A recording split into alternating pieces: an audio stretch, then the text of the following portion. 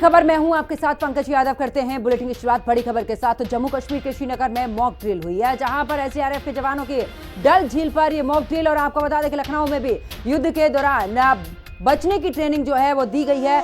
Siren बज से ही जमीन पर लेटे हैं लोग। तो ऐसे में देखिए मॉक ड्रिल जगह जगह पर देखने को मिली है। और चाहे बात श्रीनगर की करें या फिर लखनऊ की, सायरन बज से ही जो जमीन पर लोग लेट गए हैं। और ऐसे में लोगों को जागरूक करने के लिए मॉक ड्रिल। और जम्मू कश्मीर के श्रीनगर में भी मॉक ड्रिल हुई है। एसडीआरएफ के जवानों की डल झील पर ये मॉक ड्रिल हुई है।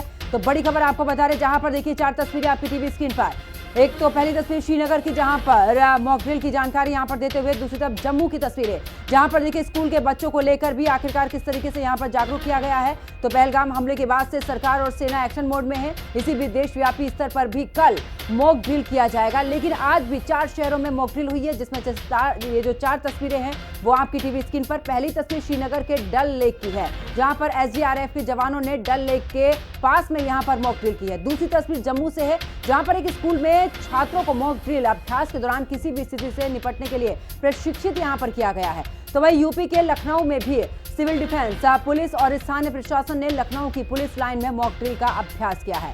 राजस्थान के जोधपुर की तस्वीर भी हम आपको दिखा रहे हैं, जहां पर मॉक ड्रिल की तस्वीर देखने को यहां पर भी मिली है। और ऐसे में यहां पर भी पूरे तरीके से लोगों को जागरूक करने की कोशिश की गई है। तो आपको बता दें कि कुल मिलाकर अगर बात करें तो पूरे भारत के अंदर कल जो है वो मॉक ड्रिल होगी। और ऐसे में आपको ये भी बता दें कि 244 जिलों को चिन्हित किया गया है। और 7 मई को युद्ध के सारण का जो सही समय होगा उसको लेकर लोगों को जागरूक किया जाएगा।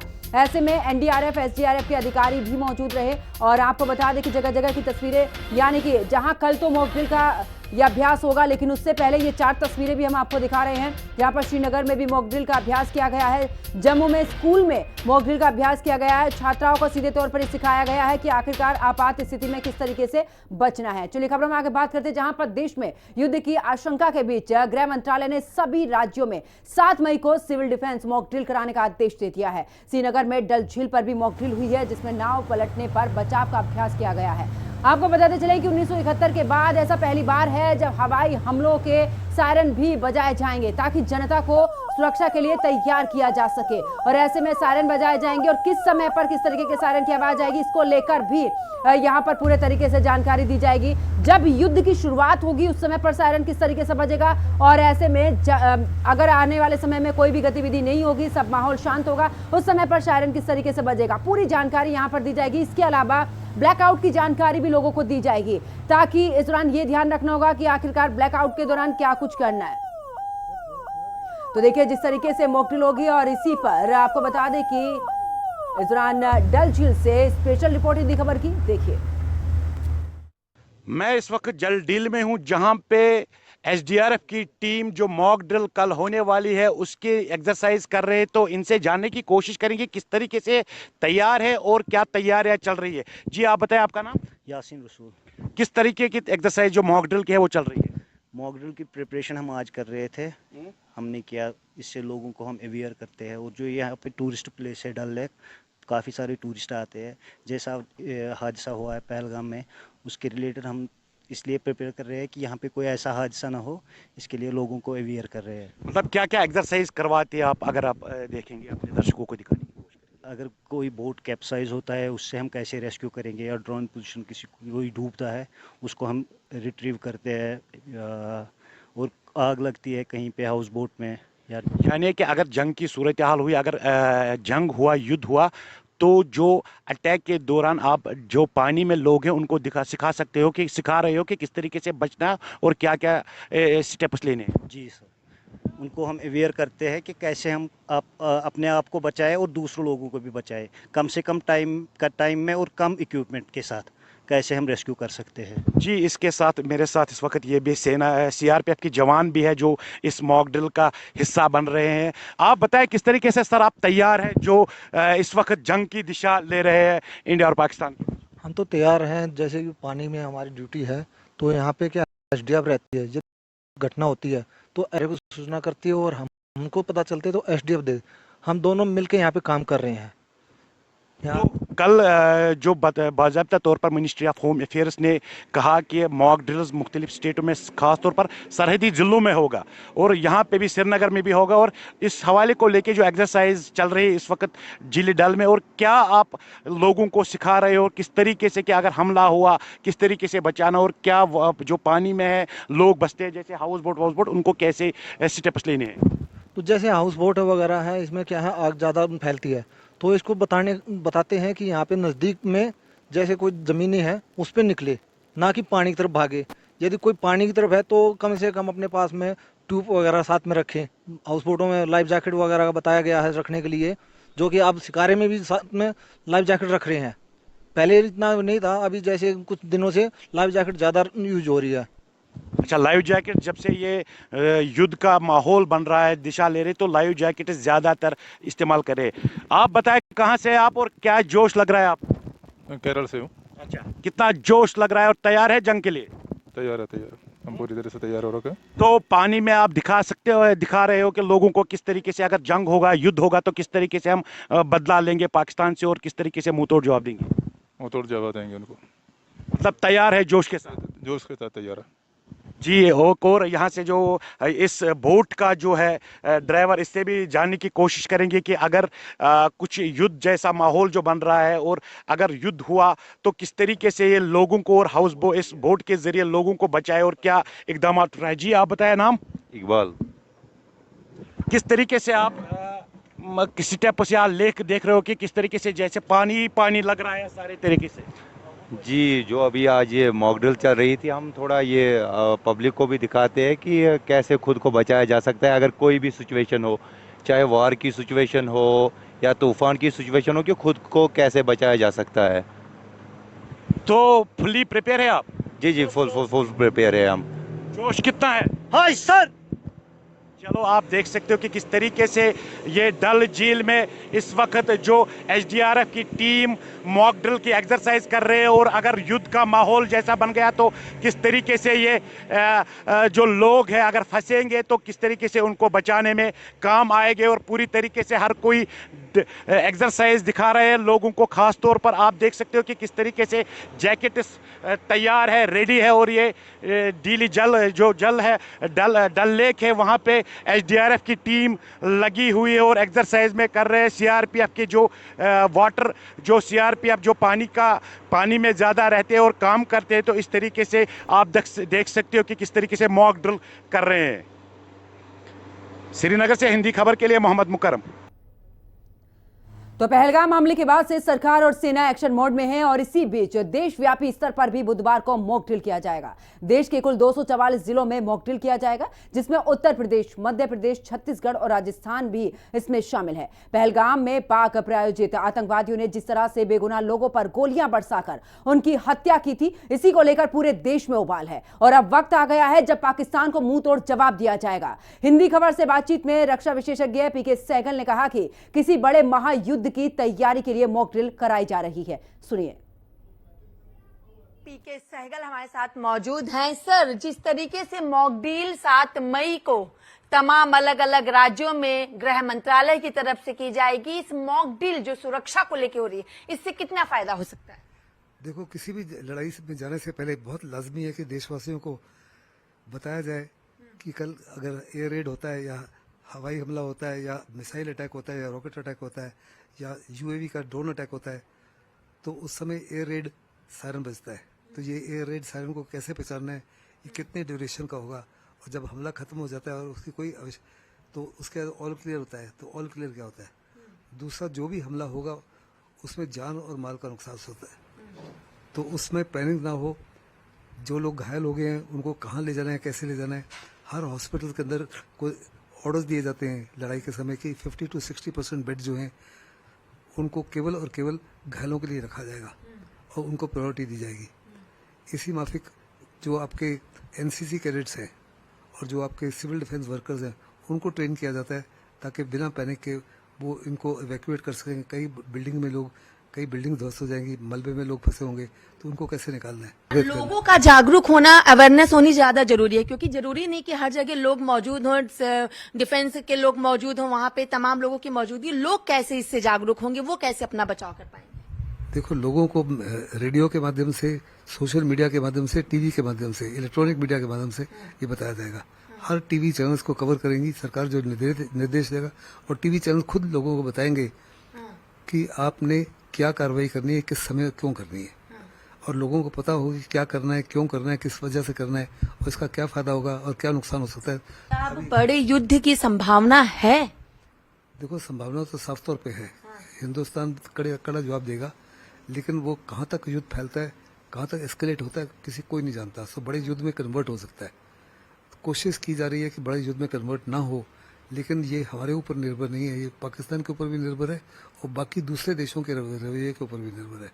अगर बहुत सारी कंट्रीज आ जाएं, जैसे कि चाइना है, टर्की है, वो असला और मिसाइलें और उनको भेजते रहे, तो जैसे यूक्रेन का रशिया का युद्ध 3 साल चला है, इसराइल और हमास का चला, तो ये युद्ध कितना देर चलेगा कोई नहीं जानता, लेकिन जितना दिन ज्यादा चलेगा उतना ही ज्यादा नुकसान होगा। चलिए, बहुत बहुत शुक्रिया। हमने बात की डिफेंस एक्सपर्ट पीके सहगल से। तो ये मॉक ड्रिल किसी बड़े महायुद्ध की तैयारी के लिए किया जा रहा है, लेकिन फिलहाल 244 जिलों में ये मॉक ड्रिल किया जाएगा, जिसमें लोगों को अवेयरनेस भी देने का काम किया जाएगा और स्वयं की सुरक्षा किस तरीके से हो, ये भी चीजें शामिल होंगी। वीडियो जर्नलिस्ट सत्येंद्र के साथ मैं कंचन अरोड़ा, दिल्ली, हिंदी खबर। तो केंद्रीय गृह मंत्रालय ने पहलगाम हमले के बाद पाकिस्तान के साथ बढ़ते तनाव के बीच में उभर रहे नए और जटिल खतरों के ध्यान में रखते हुए सभी राज्यों से 7 मई को मॉक ड्रिल आयोजित करने को कहा गया है। मॉक ड्रिल को लेकर गृह मंत्रालय की बड़ी बैठक भी हुई है। वहीं पाकिस्तान पर होने वाली स्ट्राइक के लिए भी विपक्ष भी केंद्र के साथ कंधे से कंधा मिलाकर खड़ा है। हिंदी खबर से बातचीत में सपा सांसद अवधेश प्रसाद ने कहा कि भारत की सुरक्षा के लिए हम हैं सब एक साथ सरकार के, और हमेशा से ही सरकार के साथ रहेंगे। बात करेंगे उत्तर प्रदेश के अयोध्या से। सपा सांसद अवधेश प्रसाद हमारे साथ मौजूद हैं। सर, मॉक ड्रिल 7 मई को भारत के 244 जिले में सुरक्षा को लेकर के और एक महायुद्ध के पहले तमाम व्यवस्थाओं को लेकर की जा रही है, क्या कहेंगे? हमारे देश की सेना का एक बहुत बहादुरी से भरा गौरवशाली इतिहास रहा है और है। हमारी सेना की बहादुरी पर दुनिया के अन्य देश लोहा मानते हैं। मुझे अपने देश की सेना पर भरोसा है, और जब भी इस तरह की कोई स्थिति भारत सरकार द्वारा कोई ऐसी तैयारी या घोषणा की जाएगी, तो हमें अपने देश की सेना पर भरोसा है, यकीन है, और पाकिस्तान 1 घंटा भी हमारी बहादुर सेना के सामने टिक नहीं पाएगी। 1971 में इस तरीके से मॉक ड्रिल हुई थी और अब 2025 में यानी 54 साल के बाद ऐसा किया जा रहा है। अगर महायुद्ध होता है, कुछ ऐसी चीजें होती हैं, तो इसमें काफी नुकसान भी होगा। इसे कैसे देखते हैं? ऐसा है, इस संबंध में इस तरह की कोई संभावना नहीं करनी चाहिए। Always hope for best. ये कहा जा रहा है कि अमेरिका ने पाकिस्तान को लताड़ा है, पाकिस्तान को सुनाया है, जिस तरीके से मतलब टूरिस्टों पे आतंकी हमला हुआ है।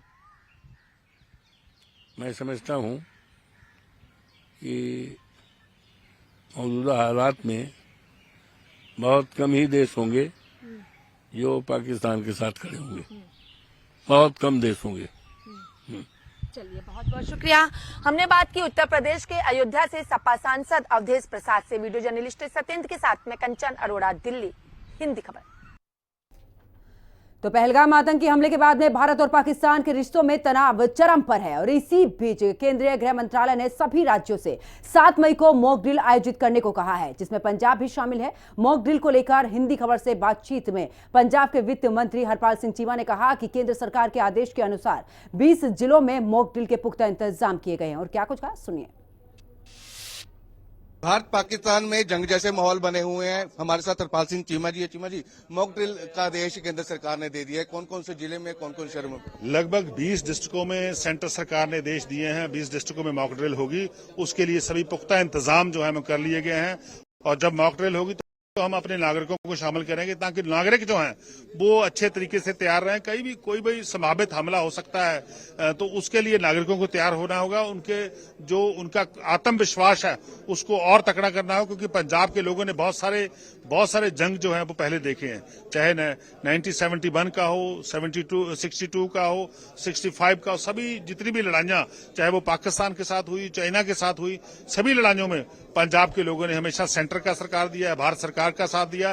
तो इस बार भी पंजाब के लोग पंजाबी जो हैं वो साथ देंगे। और मैं समझता हूं अब समय आ गया है कि पाकिस्तान की जो टेररिस्टों की, जो आतंकवादियों की इंडस्ट्री है, फैक्ट्री है, उनको तबाह करना होगा। इससे पहले फिरोजपुर में भी ब्लैकआउट करके देखा गया था, कौन कौन से शहरों में होगा? देखिए, ब्लैकआउट होशियारपुर, फिरोजपुर में हुआ और कई जगह पे हुआ। तो मैं समझता हूं ये कार्रवाई का मतलब है कि लोगों को अवेयर करना, उनको जानकारी देनी, ताकि लोग जो है वो सेंटर, जो हमारी फौज है, मिलिट्री है, हमारी पंजाब पुलिस है, हमारी एजेंसियां, उसके साथ डट के साथ दें। हरपाल सिंह चीमा, तो पंजाब में मॉकड्रिल के आदेश दिए जा चुके हैं। केंद्र सरकार ने हालांकि कई प्रदेशों को मॉकड्रिल के आदेश दिए हैं, जिसमें पंजाब सबसे बड़ा जो है माना जाता है, क्योंकि बॉर्डर एरिया पर सबसे ज्यादा अगर एरिया कहा जाए तो पंजाब का लगता है। अब देखना होगा इस आदेश के बाद किस तरह से पंजाब में मॉकड्रिल के जो काम होता है। तो इसको लेकर अब जंग जैसे माहौल जो बने हुए हैं उस पर क्या आगे देखने को मिलता है, केंद्र सरकार किस तरह से आदेश जारी करता है, ये हालांकि देखना होगा। कैमरामैन हैप्पी के साथ विजय बोरा, हिंदी खबर, चंडीगढ़।